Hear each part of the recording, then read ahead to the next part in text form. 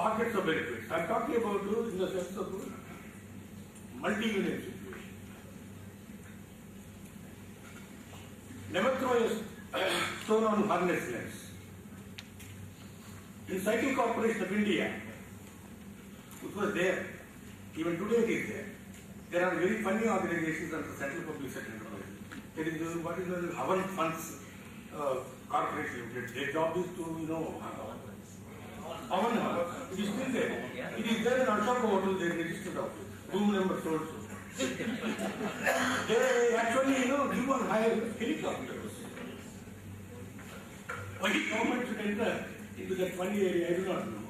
But Cycle Corporation of India, MD, his term is over, he is being given a farewell party. Then he said, last year we worked very hard. I mean, very grateful to the workers. We have built the expect, etc. I hope this year we should be able, he said like this exactly. I hope this year we should be able to get, you should be able to get the maximum bonus of 20%. He went away. The next managing director took the first demand on the table of the next managing director. There is 20% bonus. They are thrown a stone on the hornet's nest. Because first demand, see, unions are past masters in the game in raising the expectations of the workers. But तुमको दिला देंगे 5 साल के areas. Like that, they raise the votes. And the job of a HR manager, according to me, is to manage those expectations. He has to dash down those expectations. Because whatever you may do will never satisfy unless it reaches, it matches the expectations. Later on, after the demand came, the managing director got to the accounts to certify some allocable suppliers or this thing, those calculations were made. The bonus came. Earlier they used to get bonus of 8.33 for quite a long period. They got to about 15% bonus. Always criticize the organization in which we are working. Maybe we may praise it after joining another organization. I have seen in Engineering Projects India Limited, EPI, is a very good company, EPI. The nickname is in everybody's personal interest. BPL, my friend used to work as a general manager HR. ITC subsidiary, a very good company. And you are working in a very good company, you used to say, KIR, BPL, blood pressure limited. There is an organization known as HSCL, Hindustan Steel Works Construction Limited. They take a put construction activities of steel plant. HSCL, they said, हम सब छोड़ लोगे. They gave that name, not me.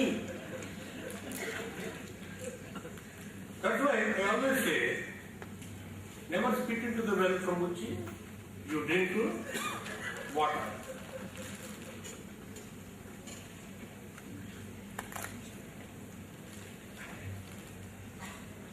Thank you, Your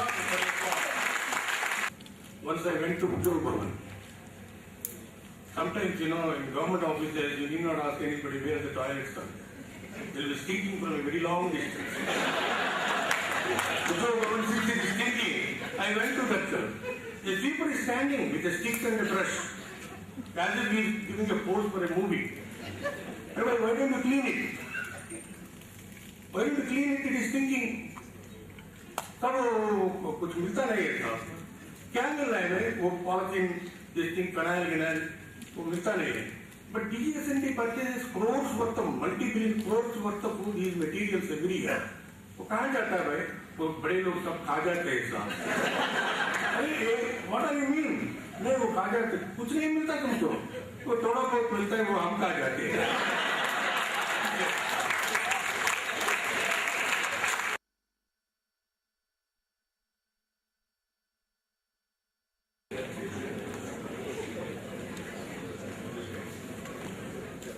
Good morning to all of you.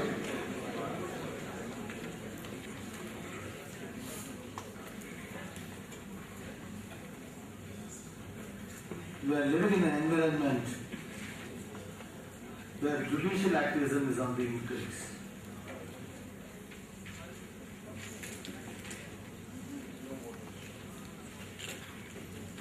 I am here to share few thoughts from my experience. I would like to present a few case studies and to learn from those case studies. In a public sector organization like BHEL, the previous speaker was mentioning something about HSCL. AMSA, 4 or something. I am fortunate I am from BHEL. It is be happy and enjoy life.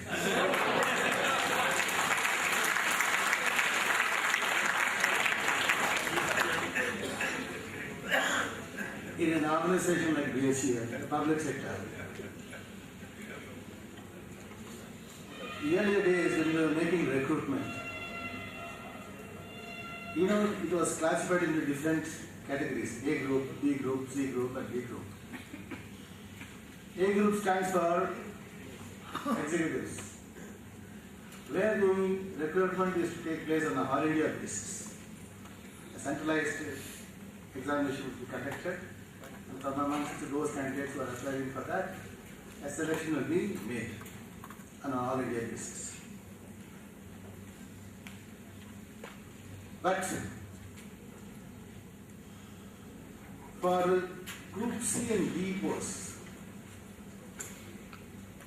it will be through the local employment exchange. Of course, B category also, they will do it, through by way of, local.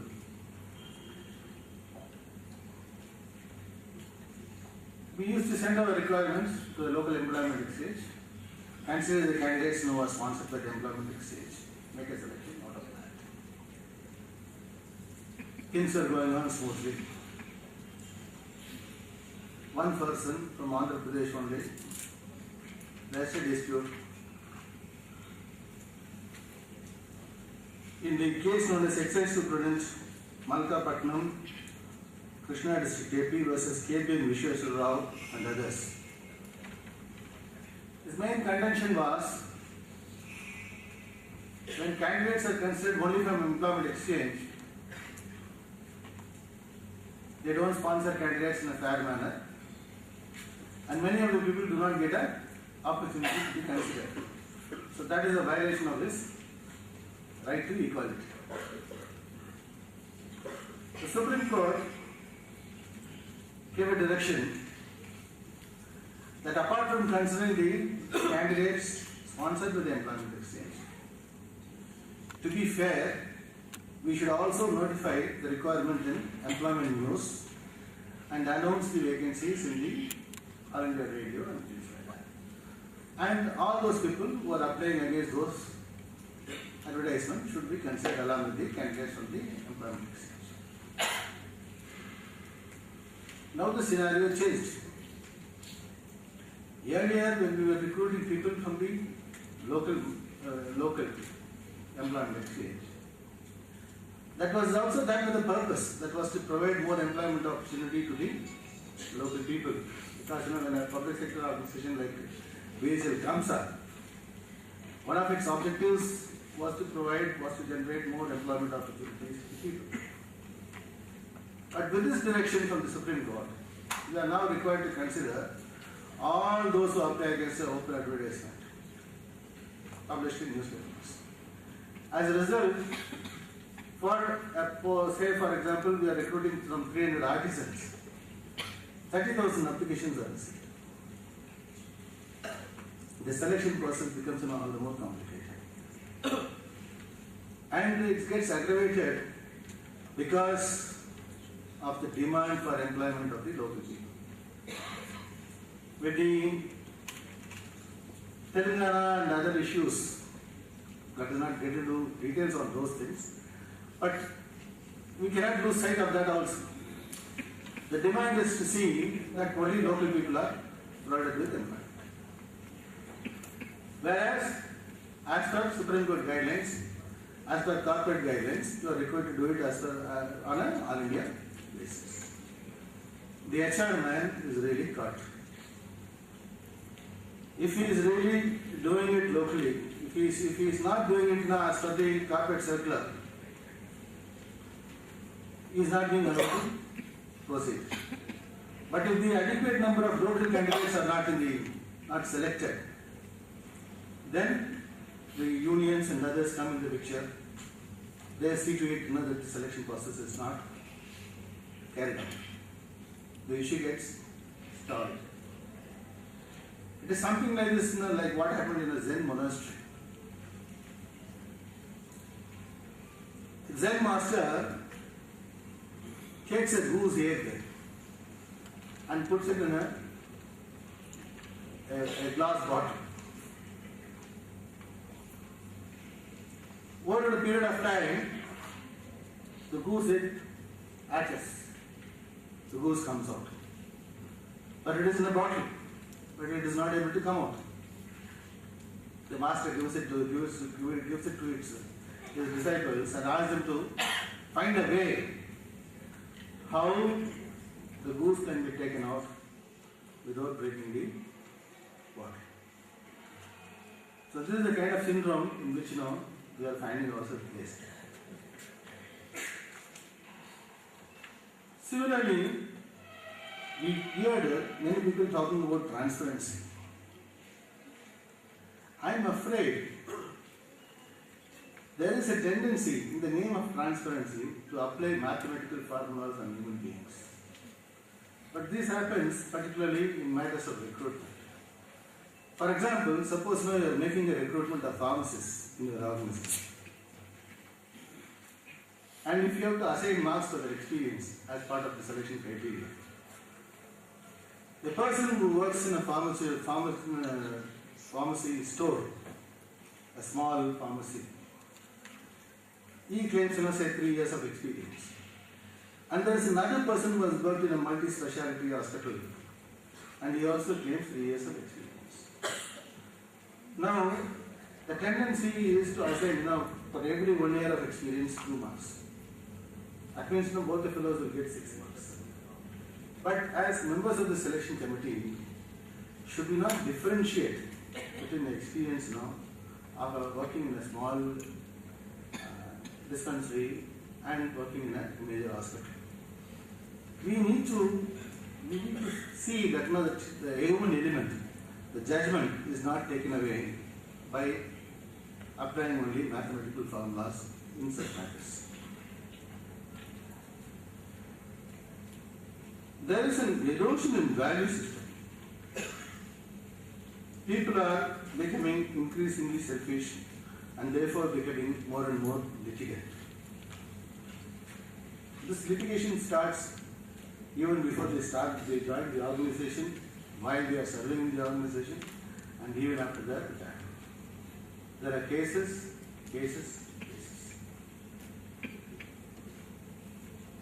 To cite an example, one of our doctors made a request for sponsorship.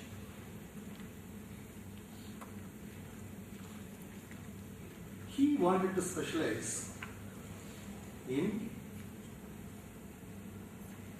pathology because that is the area in which she would get admission.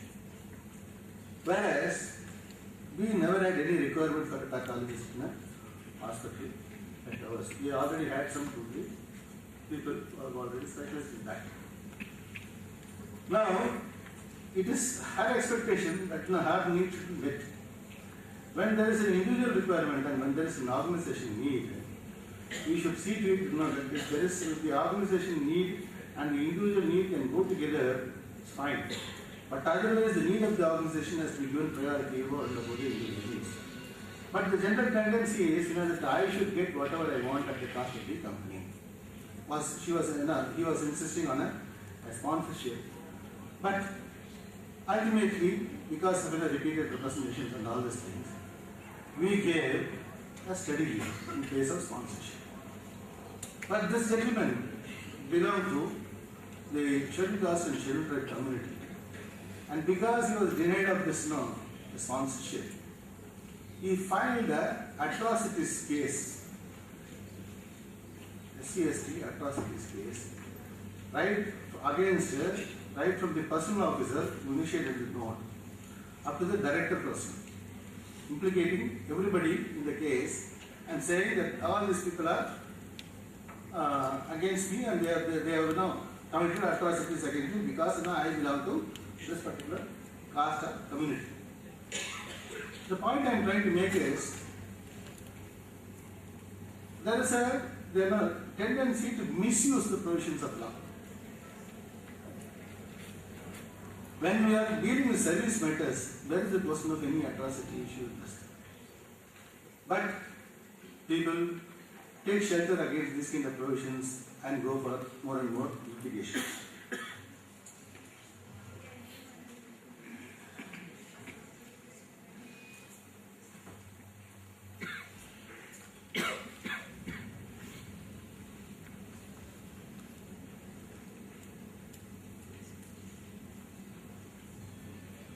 These things, even in matters of wage negotiation, we talked about how this legal system or the environment is there.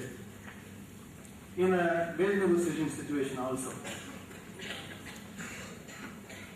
Recently, we negotiated for our wage negotiation for our employees.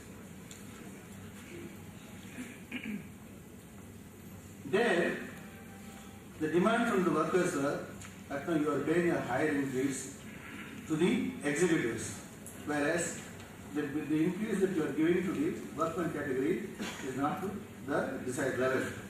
Therefore, you need to increase the benefit package that you are offering. As a result, as a part of negotiation, 2.5 increments were given to the working category. But this was not extended in the above levels, where the scales are similar, equivalent scales for supervisors. Because it was given to the artisans, it was extended to the supervisors. But those who were in the executive category were not doing this. As a result, what happened was a person who got promoted before the wage revision, though he would be a senior, would end up drawing a lesser wage than the junior who got promoted after the wage revision exercise was carried out. Now this also led to a series of representations and cases and all this. This I am saying to illustrate or to make a point that we need to evaluate all the pros and cons before agreeing to a demand of the unions. Just like that now by succumbing to pressures and by conceding to things, we tend to create more problems than solving them.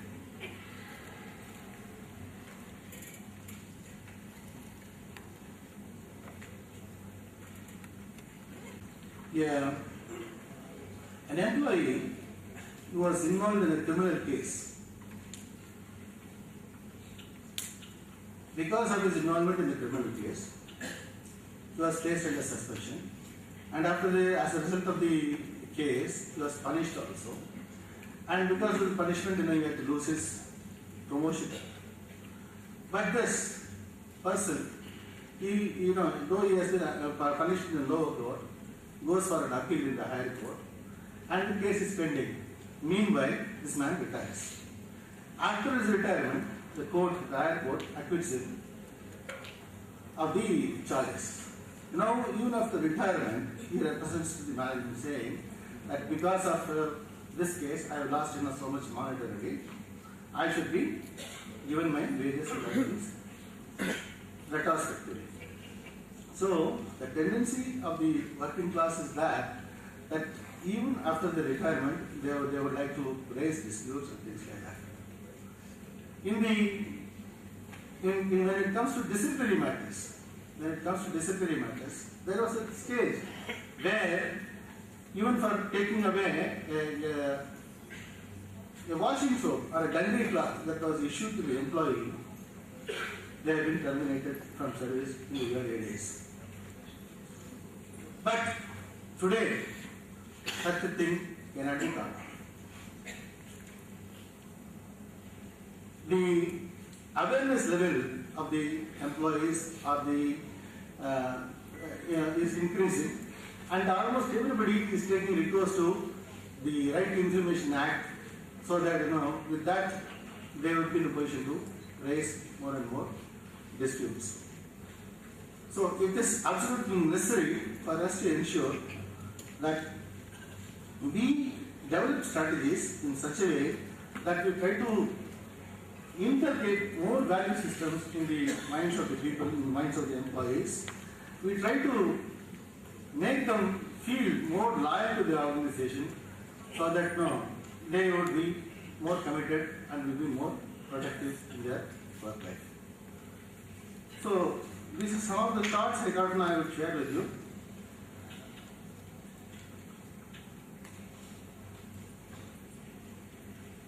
Then when it comes to industry, in an issue like an accident which takes place inside the factory, the persons who are responsible, the line managers, they try to put everything on the shoulders of the HRSD. Once an accident is taking place, the stringent provisions of law, that the prosecution notice is issued to the employer and things like that. But still, the shop floor executives, they feel it is only the responsibility of the HR man to see that that no prosecution or anything will take place, and it is for him to run around and see to it that things are taken care of. Whereas we should be more working as a partner in an organization. Thank you so much. It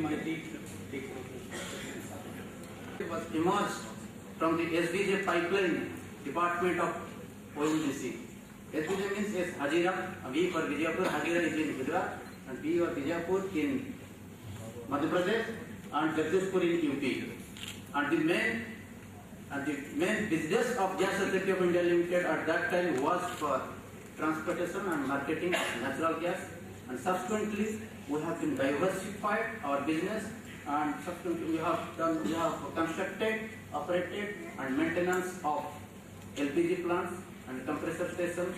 Subsequently we are constructed and operated the biggest petrochemical plant, for which we have been producing polymers and giving basically polymers in North India as well as all parts of the country.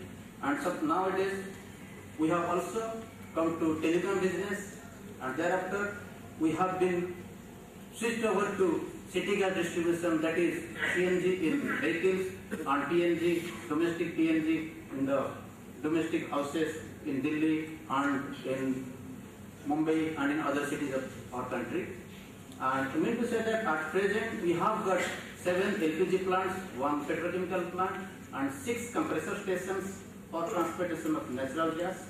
And I mean to say that as of today we have got more than 8,500 trunk pipelines for transportation of natural gas.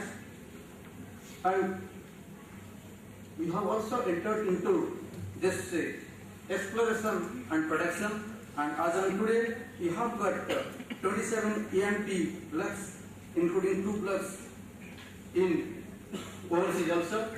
And the name of our company has been amended in 2002, that is from Gas Authority of India Limited to GAIL India Limited. Nowadays the name of our company is GAIL India Limited. And today also we have got business in Egypt, in Singapore, in America and China also. Friends, initially I want to say one thing, that our chairman, he was just emphasizing on Contract Labor Act, that is on the sale judgment in 2001. And really this is the, after that judgment most of the employers can take their break.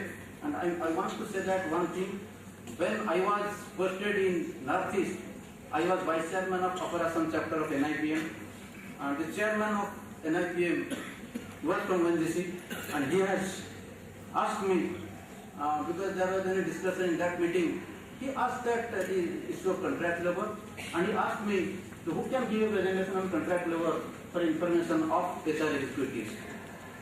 Then nobody raised hand, and then he requested me, have you got any idea on contract labor? Then at that time I told, okay sir, I will give a presentation in the next meeting. And he told that, how much time?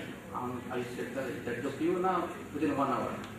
I had given that presentation for 1 hour on contract labor act. It extended from 2 p.m. to 3 p.m. actually, but that session was over at 7 p.m. in the night. It was so interactive.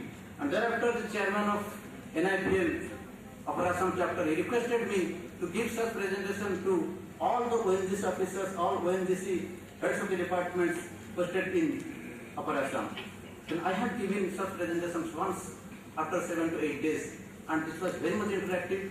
And the ED Assam said he appreciated a lot at that time. And nowadays, what is happening in this business school? We are taking every year executive training and HR.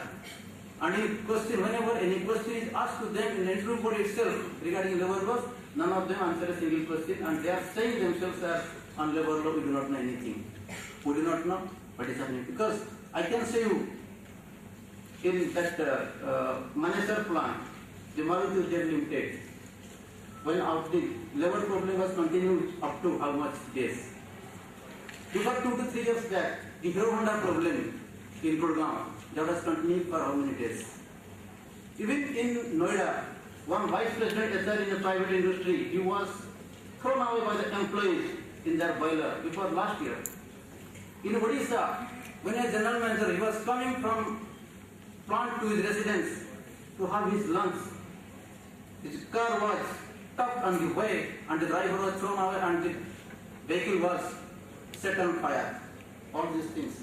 And sir was telling that strategy means strategy because we can say that all these things are happening because we are not in a mode, because the industrial relation, what is called that industrial relation, IR and labor laws, we are inside, and in the company we are in the compliance mode. Unless and until we comply, and all these things will be going on, because industrial relation, what you are saying now, apart of that industrial relation problem, it is not a one-day job. I agree with him. I want to say that, but because usually the HR officers, because in the last 2 to 3 days, what I have seen that most of the HR managers, they remain busy in administrative jobs, in housekeeping, in canteen, in transport management, all those things. But I can say that insofar as this contract labor system is concerned, sir was saying, I am not naming the names. One, because in an organization, because there was a board of directors meeting on Saturday, happens to be holiday. Then the company secretary, he wrote a memo to the Deputy General Manager, Civil or Electrical Maintenance, that the office is to remain open on that day for board of directors meeting. Thereafter, the DGM Maintenance, he marked that letter itself to Deputy Manager. Deputy Manager marked to the contract labor, his name was Mr. X. Mr. X, please come to the office on so date and ensure that the SC plant